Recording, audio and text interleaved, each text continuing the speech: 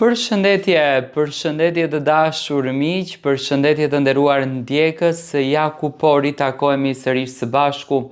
me mua Tiron Alilin.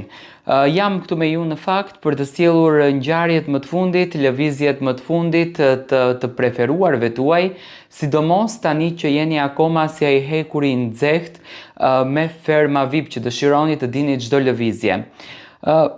Kam patur shumë komente, Tiron çfarë din për mimozën, çfarë ka ndodhur me mimozën, nga informacione që unë kam arritur t'i kuptoj, mimoza njëherë i ka dhënë pak çlodhje vetes,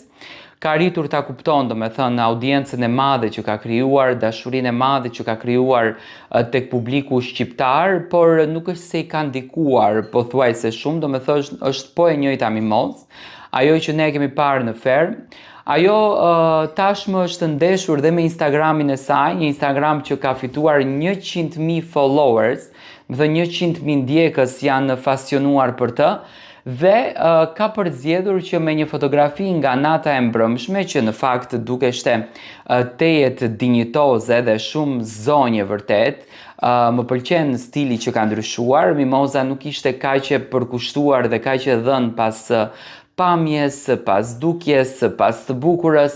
por ka përzgjedhur që tashmë pas fermës, domethënë të ri një zonjë vërtet, dhe mimoza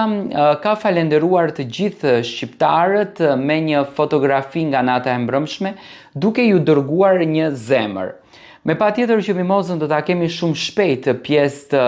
një interviste në televizionin Vision Plus, ku mimoza do tregon rrugtimin e saj, do tregon për shtypjet e saj të para, por nga ajo që ne në fakt kemi arritur të kuptojmë,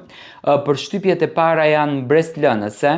Mimoza kishte arritur ta kupton brenda në fermë që kishte bërë bujë jashtë, por nuk e kishte besuar që dashuria e madhe e publikut, respekti i madh që publiku ka ndërtuar për mimozën do t'ishte në këto dimensione. Domethënë do të kishte këtë shpirt fisnik. Ajo ndihet e lumtur dhe shumë mirënjohëse, njëkohësisht edhe bujaka, në fakt ka qenë jashtëzakonisht aktiv këtë kohën e fundit, sidomos pas daljes nga ferma, domethënë këto 2 ditë, ka qenë shumë i lumtur, shumë i kënaqur nga audienca që ka krijuar, nga mbështetja që ka marrur.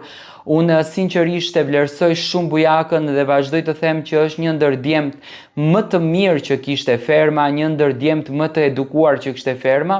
dhe uroj që kështu të vazhdon gjithmonë, uroj me shpirt që ky të jetë bujaka edhe jashtë, sepse na ka dhënë një adrenalin të papar. A do t'jenë bujaka dhe moza miq? Unë mendoj që moza do t'i ruan raportet tashmë me të gjithë, sepse loja ka përfunduar, nuk është se ka një sfidë përpara që të mos të ketë miqësinë, dhe mendoj që moza në thelb asnjëherë nuk i ka parë me urrëtie, edhe asnjëherë nuk i ka parë me inate fermerët e tjerë për të mos i quajtur miq. Domethënë që të dy janë shumë të lumtur dhe që të dy po e shijojnë pafund suksesin e arritur.